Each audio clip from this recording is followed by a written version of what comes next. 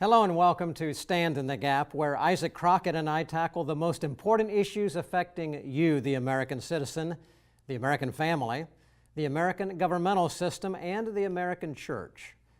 Now today on this program, our theme is going to be America's moral compass, broken or just discarded. In this program, we're going to address such questions as this.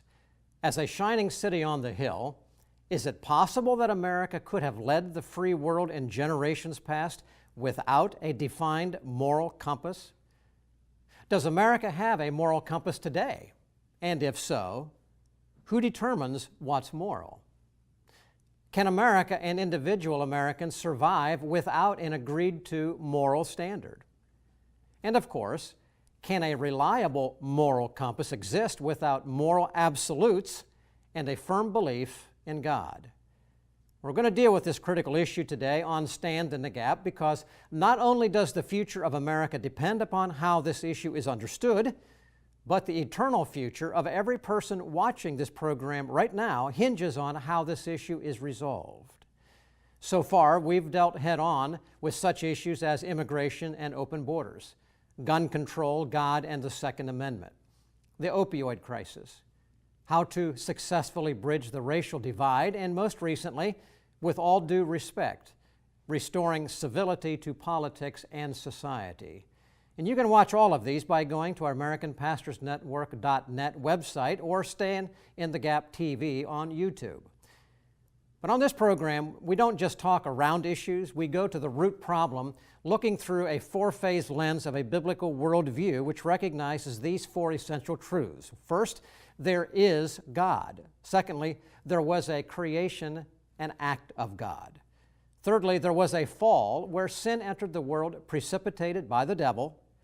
But lastly, there is redemption secured by Jesus Christ. So if you want to know the truth, if you want a solution that's guaranteed to work, if you want to know what God thinks, stay with us for the next 30 minutes as together we walk through the darkness of today's seemingly unsolvable dilemmas into the light and the freedom of moral truth. Well, from the man on the street to the corporate boardroom to the halls of government, from education to politics, from the individual to the family to the church, morality, standards, expectations for acceptable societal behavior, all of these are dealing with, or maybe should I say, wheeling and turning in confusion with how to respond and survive in a society that's effectively thrown off moral restraints. Now, according to a Gallup research report conducted in May of 2017, Americans' opinions about moral acceptability of certain practices has been undergoing massive change. In this survey, measuring change in the attitudes of American, certain categories identified as high indicate significantly increasing levels of acceptance in these areas. They accept these issues I'm going to identify right now as moral. They include birth control, sex between unmarried men and women, gay and lesbian relationships, having a baby outside of marriage, doctor-assisted suicide, watching pornography, and even polygamy. The clear point is that morality, the definition of morals, the need for it in society, and clearly who determines morality is changing. An agreed-to moral compass in America may well be a thing of the past, but the implications are staggering. We're going to talk about it in just a moment with special guest Dr. Alex McFarland, speaker, author, and advocate for Christian Apologetics, also the director of Christian Worldview and Apologetics at the Christian Worldview Center of North Greenville University in Greenville, South Carolina. So stay with us as Isaac Crockett and I talk with Dr. Alex McFarland on the theme, America's moral compass, broken or just discarded? Truth, flexible or permanent? The Bible, ancient history or powerfully relevant? Culture, a reflection of enlightenment or warning signs? The pastor, commentator or frontline combatant? Every day, American Pastors Network speaks to these questions where and when they matter. with hundreds of affiliate radio stations nationwide. A website and mobile app screening today's headlines through the twin lenses of the Bible and the Constitution. And a growing network of statewide chapters leading the conversation in cities, small towns, and state capitals. Educating, informing, equipping. This is the American Pastors Network. The time is now to stand in the gap for truth.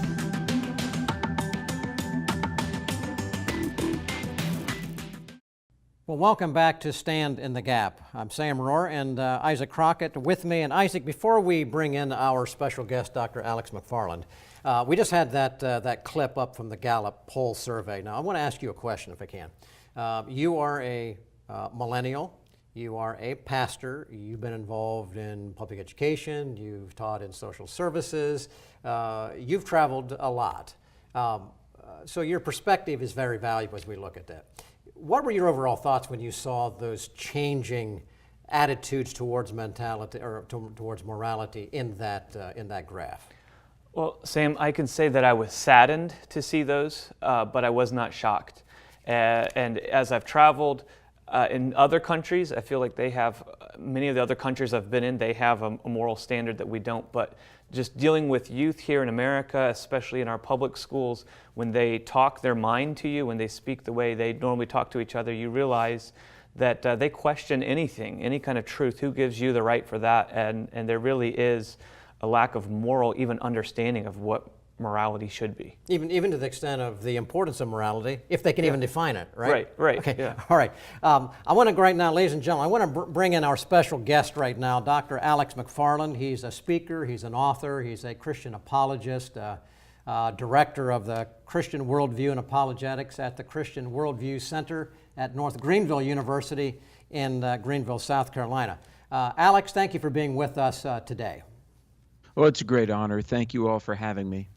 I want to ask your opinion on what we just saw on that graph, because you're out there, you're going across the country, you're speaking to tens of thousands of millennials, you've preached in over 1,500 churches, you're involved to a great deal. When you saw that Gallup graph, in those things, I mean, we have seen other graphs. George Barna has done work too, which indicates a lot of those same things. But from your perspective as a student of culture and Christian apologetics, what does it say about a culture, our culture specifically in America, when we see these kinds of dramatic changes in how people are viewing the most basic of moral issues? Well, it concerns me deeply, both as a Christian and as a citizen. The abandonment of belief in moral truth concerns me as a Christian because people can't be saved unless they recognize their own sin and admit that they're a sinner, guilty in the eyes of God. They need forgiveness. They're willing to repent. That means to turn from sin to Christ. So I'm very concerned as a believer because people can't be born again unless they admit that they've broken God's law and need forgiveness. But Sam, I'm concerned as a citizen because the abandonment of morality, the creation, in fact, the insistence on a moral vacuum, I believe really endangers the future of our U.S. Constitution and therefore endangers our rights and our liberties. All right, well, you made that very clear, and that was why I mentioned at the beginning, there's an eternal factor here in regard to morality. You mentioned that, but there's also a great tie-in. Can our nation survive in the absence of a defined moral standard?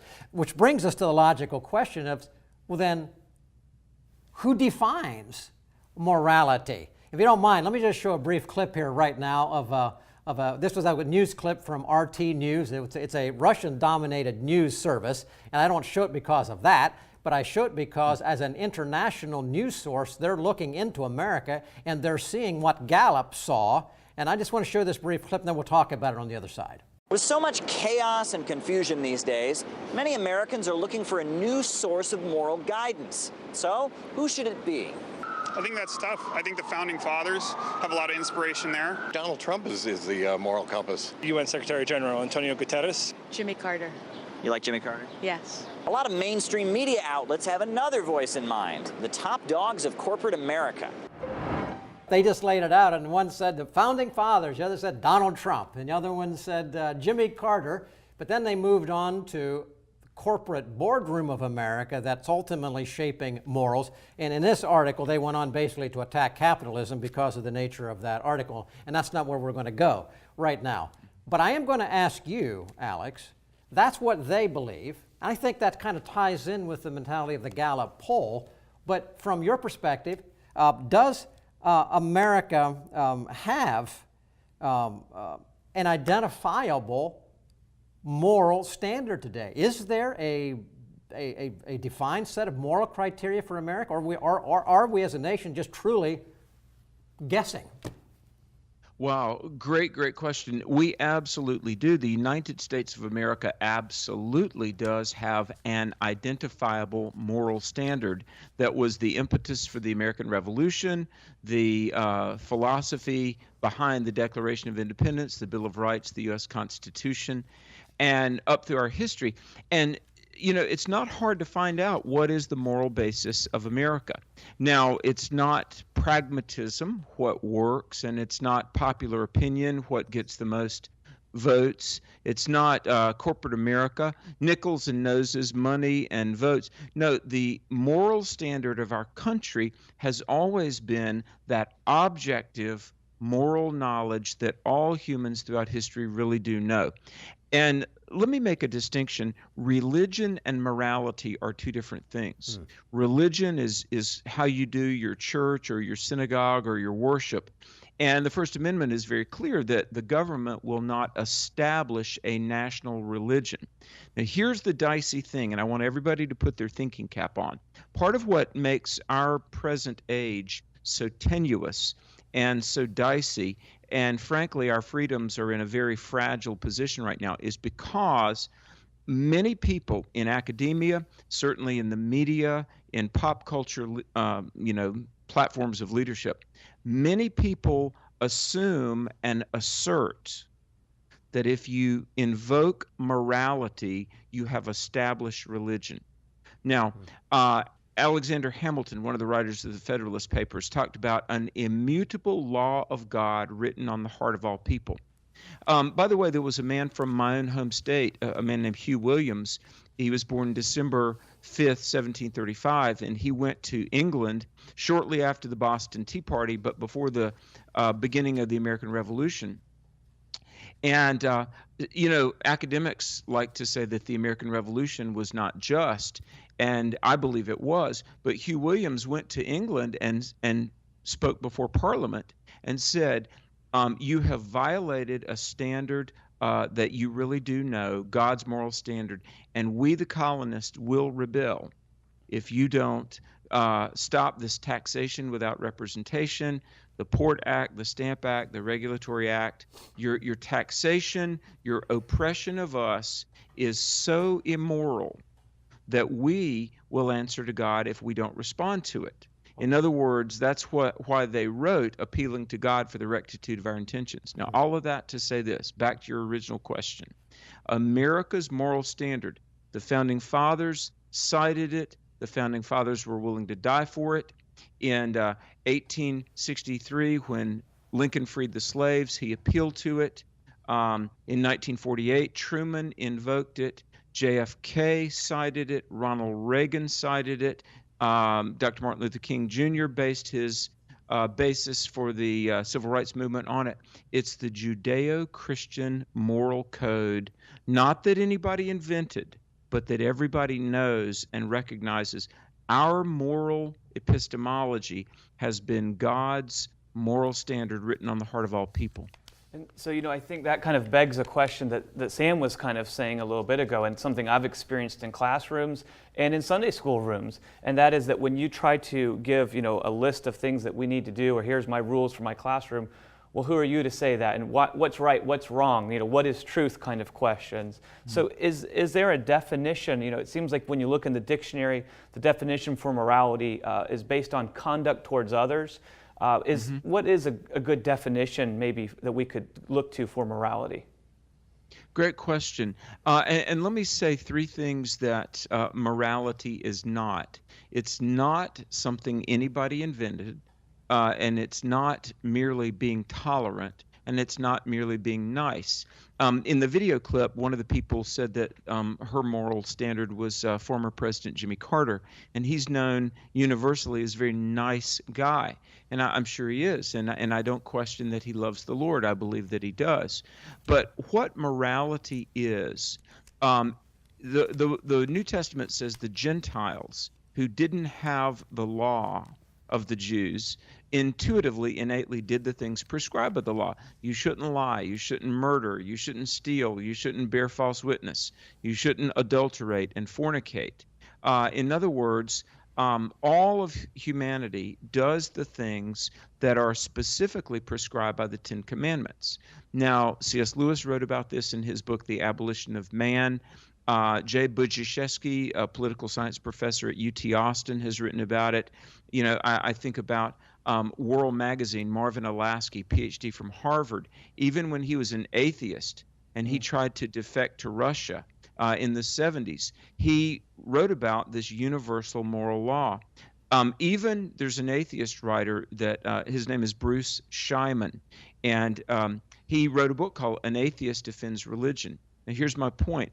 Even atheists or secularists that are non-committal when it comes to matters of religion recognize that there is a universal moral knowledge. Now, to your question, people even in Sunday school will say, well, who gets to name the morality? I mean, whose morality? Nobody's morality. Nobody's, at least in the sense that no one human or group invented it. We recognize it.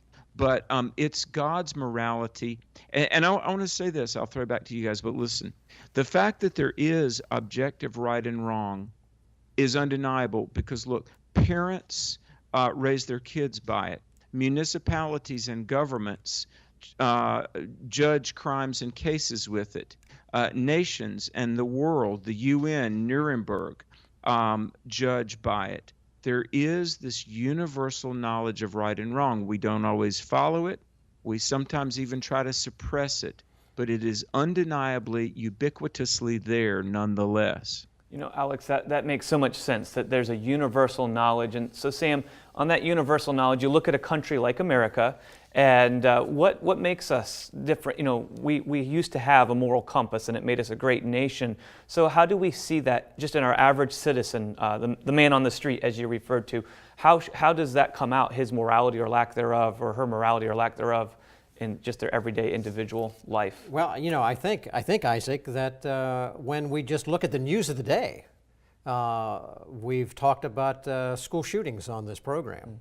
We've talked about child abuse that we find out happening in homes. The breakdown of our families are all indications that, at least as Alex shared, is people, if they have that sense of morality in their heart, and I think we're made with that, we're not following it. And so I think that's part of the dilemma and why we're doing this program right now, America's moral compass, because no one who has any eyesight or ability to see can look at the news of the day, Isaac, without saying things are falling apart. And I submit they're falling apart because they can't define the moral standard, yet in their heart they know something's wrong. That's so true. And you know, even the news of the day, I don't know, Alex, we have just a few moments here, but what standards does the media have that they should be living by? What part do they play in how we see morality? Oh, great question. Well, the media has a responsibility to the population to fairly and accurately and truthfully report the news, which, as we all know, they don't always do. You know, Mortimer Adler, who was one of the editors of the Encyclopedia Britannica in the 50s and 60s, one of the most brilliant men of the 20th century, and he became a Christian before he died. But Adler wrote around 1960, he said, the great storm of propaganda that beats on the citizen 24 hours a day. And he was speaking of the news media in 1960. He said, democracy will fall to the loudest, most persistent propagandists, or the people must strengthen themselves to think morally, to think logically, and evaluate truth for themselves. And so here we are in the 21st century, and The pursuit of truth has been exchanged for the promotion of propaganda in far too many places. That's so true, and so sad to see that happening. We're going to keep talking about this when we come back from our break. There's so many more parts that we could look to, but we see that there is a universal knowledge of morality, and that there's a responsibility to all parts of our society to uphold it. When we come back, we'll be looking at the original listing of morality and what we can lean on, our God-given moral compass, when we come back from this brief break.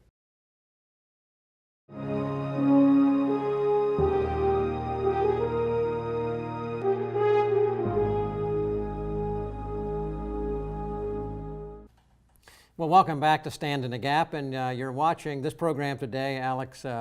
Dr. Alex McFarland is our guest today, along with Isaac Crockett and myself. And we're on this theme of America's moral compass. Is it broken or just discarded? Alex, I want to bring you back into the program right now and ask you to go a little bit deeper on what we touched on in the last segment. And that is going back and saying, all right, what was our moral compass? You gave a good litany of presidents past who have referred to our moral standard. When we go back to the very founding of our country, the Pilgrims came, they gave us the Mayflower Compact, and then out of that came certain things, but that laid a foundation for who we became very clearly. Take and build out, if you could, be even more precise on the specifics of our moral code. Did our founders, as that one individual in that one clip we just showed said the founding fathers established our morals, what was it that they specifically cited? Did they happen to fall into what became our law system, or did they very purposely walk into it?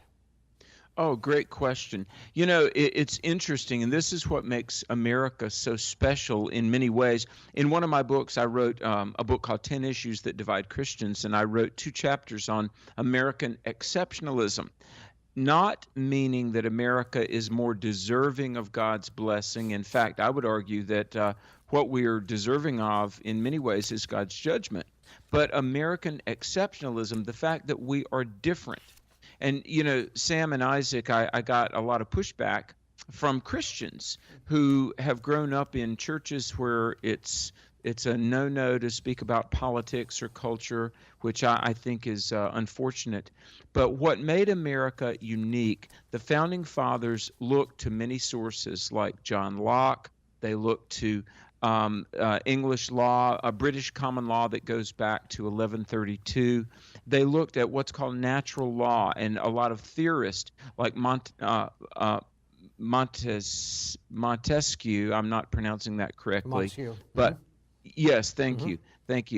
But do you know, in the Founding Fathers' writings, 3,154 times, think about this, 3,154 times they quote the Bible. Very interesting that overwhelmingly a Christian framework was their starting point for the basis not only of the American Revolution, but of our founding documents. In fact, of our 50 U.S. states, how many state constitutions reference God, truth, morality, Christianity? At least they reference God and what we call theism. Now, theism is the belief that there is a God, he's the creator, and God is the ground of moral reality. 50 out of 50 U.S. constitutions reference God and moral truth. Alex, let me jump in on you here right now as we come to close to the program. I want to go specifically here. It was, I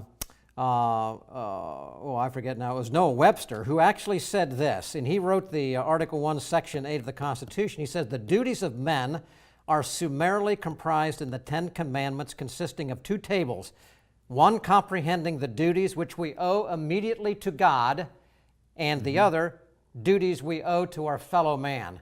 Are you describing, in essence, the 10 Commandments as a framework for society? Is it kind of summarized in that?